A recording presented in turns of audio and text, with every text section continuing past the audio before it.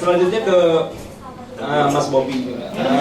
Mas apa sebenarnya yang sekarang berada di komisi 7 ini? Dan seperti dikatakan oleh Pak Bobi bahwa ya lebih baik dicabut daripada direvisi gitu ya. Karena termasuk tadi terakhir bahwa sebenarnya itu adalah pelegalan untuk wujud baru atau jilid kedua atau jilid ketiga dari SKK Migas dan BP3. Silakan. Terima kasih. Selamat siang rekan-rekan semua. Jadi kalau tadi dikatakan Pak Dr. Qurtubi, dia kan juga sudah memberikan masukan dan tulisan-tulisan, mungkin saran juga kepada Pak Presiden SBY ya Pak Dokter, bahwa sebaiknya memang undang-undang ini diganti dengan perpu dan juga hal-hal yang tadi itu harus diganti. Tapi memang sayangnya Presiden kita ini nggak mendengar Pak Qurtubi. Jadi mohon Pak, kalau nanti dari partai kami jadi presiden, kita pasti akan mendengar Pak Qurtubi.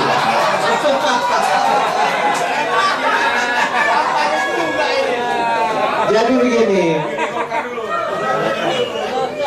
kalau kita menganggap hal-hal tersebut sangat serius, oleh karenanya perlu respon yang serius untuk merevisi dan mengganti undang-undang ini. Karena kalau hal yang disebutkan tadi itu serius, ini adalah ancaman yang serius juga untuk bangsa ini. Tapi dengan catatan, kalau benar. Nah sekarang, bukti kepedulian kami terhadap Pak Qurtubi, kita akhirnya melihat kembali proses undang-undang migas yang kita akan revisi. Kalau kita lihat kenapa undang-undang migas ini direvisi, karena selain keputusan MK itu adalah amanat dari hasil hak angket Pansus BBM. Waktu itu karena minyak harganya mahal, diselidik-selidiki, itu yang dikatakan Pak Dr. Qurtubi tadi, ada banyak data-data menunjukkan bahwa pengelolaan sektor hulu ini harus dibenahi. Itu semua sepaham. Nah, lantas yang berkembang, kita masuk di tahun 2009, ini sudah masuk prolegnas. Dibentuk naskah akademik, dan ada kejadian yang luar biasa. Kejadian luar biasa keputusan MK. Setelah keputusan MK, kemarin ada lagi OTT. Waduh, OTT. Makin bingung juga kita kan jadinya. Kita dulu udah bikin draft, ini benar nggak nih draft kita ini? Nah, oleh karenanya kita langsung melakukan langkah-langkah pengkajian kembali naskah akademik tersebut, di mana semua opini-opini yang berkembang di publik ini kita telaah kembali. Kita tidak ingin memihak. Kita sudah pasti dengan struktur politik di mana elektabilitas atau keterpilihan kita itu adalah sebanyak-banyaknya oleh masyarakat yang memilih. Tidak mungkin kita membuat suatu peraturan yang walaupun menurut kita benar, tapi nggak populer, masyarakat nggak mau, itu nggak mungkin juga. Jadi sebenarnya ada bagusnya sekarang kalau dipilih langsung rame-rame. Jadi kalau misalkan nanti yang benar yang A, ya ini yang benar yang dipilih. Kalau yang salah, ya jangan dipilih. Nah, inilah yang kita coba telaah argumen-argumen yang berkembang di masyarakat. Sehingga nantinya undang-undang ini kalau mau begitu disahkan langsung besoknya di judicial review, ini bisa lolos dalam pengamatan hakim-hakim konstitusi kita. Nah, ini dimulai dari mana? Pertama jelas dengan peristiwa OTT. Jadi dari OTT ini makin bingung kita. Jadi ini yang salah orangnya, individu, atau kelembagaannya. Kalau orangnya, itu masa kita dalam undang-undang kita harus masukkan di situ bahwa kalau mau jadi kepala manajemen operasi hulu atau menjadi kepala di BUMN itu harus lolos tes foto aura misalkan, atau tes kejujuran. Nah itu susah lagi, itu nggak bisa itu di undang-undang, itu di PP. Lantas kita lihat kelembagaannya. Kelembagaannya ini sudah ibaratnya ada 12 pasal itu yang membubarkan BP Migas. Nah kita telaah kembali karena betul yang dikatakan tadi Pak Dr. Qurtubi dan Pak Irman, Irman Putra Sidin ini masuk ke kita, menerima masukan dari beliau juga. Dari sisi kelembagaan, jadi kita lihat kelembagaannya ini, apakah kelembagaannya yang membuat celah ada korupsi atau memang orangnya. Nah, kita lihat lagi. Jadi setelah kita lihat sejarah dari Undang-Undang 871, Undang-Undang 22 2001 itu dikelompokkan. Itu ada namanya satu, kebijakan, siapa yang mengambil kebijakan. Kedua, ada manajemen operasi. Ada tiga, itu fungsi komersial. Undang-Undang 871 itu polisinya tetap di pemerintah. Manajemen operasi dan komersial itu adalah Pertamina. Di Undang-Undang 22 2001, manajemen operasinya BP Migas, ini dipecah, komersialnya menjadi Pertamina sebagai BUMN. Nah, kita melihat di situ. Oke, satu-satu kalau gitulah. Kita lihat dari sisi manajemen operasi. Kita lihat apa sih yang dikerjain SKK Migas ini.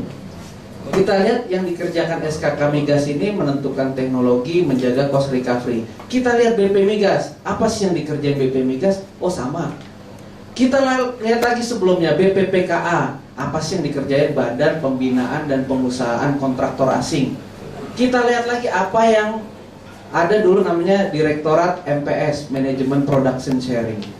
Kita lihat secara tupoksinya, kan ada teman kita anggota BPK itu mengatakan, wah, dengan adanya SKK Migas ini dia menentukan ini teknologi inilah sumber korupsi.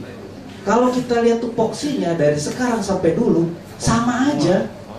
Jadi kalau kita bikin lembaga lagi nanti yang mengurusi kontraktual antara kontraktor dengan pemerintah, itu tidak ada bedanya. Nah, jadi kita juga bingung.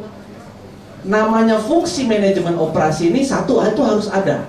Kenapa? Karena perusahaan nasional kita itu kemampuan liftingnya masih minoritas dibandingkan asing. Dan ini karena kejadian itu tadi, dulu kita pernah ada kejadian kita bisa dituntut oleh Karahabodas itu sampai rugi 400 juta dolar negara. Kapal kita diambil, rekening koran kita dibekukan di luar negeri. Nah, jadi kita mengambil garis bahwa untuk menentukan kelembagaan kita memerlukan referensi yang berimbang. Jadi memang bagus ada opini publik mungkin dengan rekan-rekan semua itu memberikan masukan kepada kita untuk kita menelaah apa sih yang terbaik untuk kelembagaan. Nah, lantas yang tadi disebutkan bahwa ada masalah berpindahnya kedaulatan. Ada yang tadi dulu itu kuasa tambang dan sekarang kuasa tambang itu PU-PUT. Kita tanyakan juga kepada ahli-ahli hukum karena di DPR ini kalau membuat legislasi kita juga menerima masukan dari PUU dan juga setelah PUU kita tes lagi di badan legislasi untuk apakah sesuai dengan sistematika Undang-Undang Nomor 12.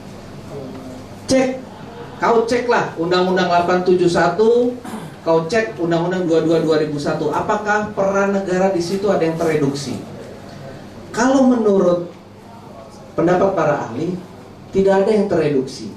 Justru dengan 22 2001, kita ini malah membatasi kewajiban negara terhadap exposure kontraktual dengan kontraktor asing.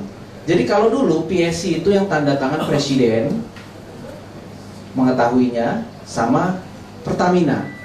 Sekarang yang tanda tangan itu BP Migas, mengetahui hanya cukup menteri. Disitulah supaya tidak ada lagi kalau misalkan dalam arbitrase internasional kita kalah, itu tidak akan ada lagi aset-aset negara yang diambil. Itu yang pertama. Lantas kedua, kita panggil lagi ahli. Kita bingung juga nih kalau kayak gini. Ini kata Pak Dr. Qurtubi begini, kita disuruh cek sama ketua partai kita apa yang harusnya yang terbaik dalam undang-undang ini.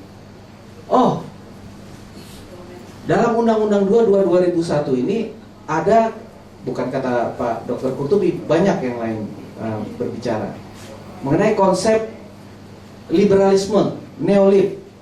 Oh, kita bingung juga nih kan. Kita tanya, Coba lihat semua hubungan kontraktual antara negara dengan kontraktor asing. Kontraktor asing dan juga kontraktor minyak yang lainnya. Kontrak dari tahun 871 PSC-nya sampai kontrak 22 2001 sama kita cek yang ikut kita PSC itu kontraknya dari Petronas, kontraknya sama. Nah, di situ kita mulai bingung. Jadi ini yang salah kelembagaannya apa hubungan kontraktual? Karena jangan sampai tercampur. Hubungan kontraktual itu di undang-undang diatur di dalam satu pasal. Kelembagaan itu itulah inti dari semuanya. Nah, hubungan kontraktual ini yang dikatakan neoliberal, kita pelajari kembali. Ternyata dari dulu sampai sekarang sama. Lantas yang tadi Pak Kurtubi memberikan masukan masalah tangguh. Masalah tangguh kita panggil orang juga. Kita panggil ahli-ahli, kita tanya, kalian itu menggadaikan negara, betul gak ini? Coba tes. Kita itu kan tidak bisa mengatakan, ini benar, ini salah, ini benar dan salah. Tapi kita melihat bagaimana pendapat para ahli ini nantinya akan dinilai oleh seluruh anggota DPR. Jadi nanti Pak Kurtubi, Pak Irman, kami akan mengadakan satu diskusi besar di mana nanti ada pakar, pengamat tata negara juga, karena Pak Kurtubi ini kalau buat kita, maaf Pak, udah jadi sama politisi Pak kita Pak. Jadi udah bukan pengamat lagi, udah lebih hebat dari pengamat ini, karena sudah berani memperjuangkan sampai memang harus mengegolkan konsep ini. Inilah memang harusnya pengamat itu memang harus masuk politik memang.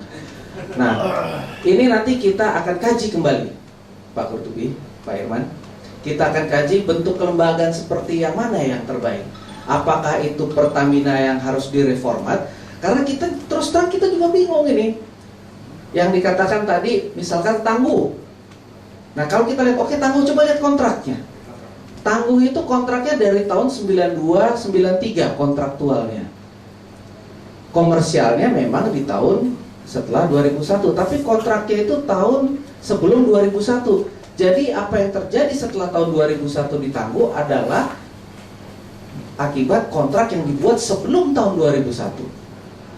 Nah, ini nanti terus terang Pak, karena kami ini kan bukan pakar hukum. Nanti Pak Kurtubi aja lah yang nanya sama pakar-pakar hukum di PU kita, atau nanti expert-expert yang lain. Kalau saya nanti pangpong-pangpong kita juga ngerti juga, nanti Sugeng tanya lagi yang benar yang mana nih. Nah, disitulah kita akan ada diskusi ilmiah di situ. Karena kalau menurut pendapat yang lain itu tidak ada bedanya. Lantas masalah kedaulatan ini saya ada beberapa hasil dari para ahli, nanti bisa mungkin di-share kepada rekan-rekan. Substansi pokok contohnya yang dihilangkan penguasaan dan kedaulatan. Nah, kita tidak ingin kalau kita bikin revisi undang-undang besok di judicial review salah lagi kita. Artinya kalau undang-undang ini kan ada tanda tangan saya nanti. Kalau 2001 gagal ya itu kan nggak ada tanda tangan Bobi Adityo di situ, nggak masalah. Kalau di sini malu saya kalau misalkan salah, pasalnya dibatalin, besok ketemu Pak Kurtubi dia bisa bilang, lo gue bilang juga apa? Mati gitu ya. Nah, ini kita telah ini yang kita harus pastikan. Nah, kuasa pertambangan menurut Undang-Undang 871 diserahkan pada BUMN. Nah, ini kalau 871 Pertamina itu bentuknya sama BP Migas, badan hukum. Sedangkan kalau Pertamina sekarang BUMN, itu yang dikatakan tadi Pak Dr. Kurtubi, kita mewacanakan apakah nanti itu Pertamina yang direformat lagi atau badan lain yang sesuai ada konstitusi dan merefer ke Undang-Undang 871. Bubarkan SKK. Itu satu. SKK boleh bubar, tapi fungsi itu tetap ada. Namanya Migas Fans Club Migas Migas Yes, tetap ada fungsi manajemen operasi.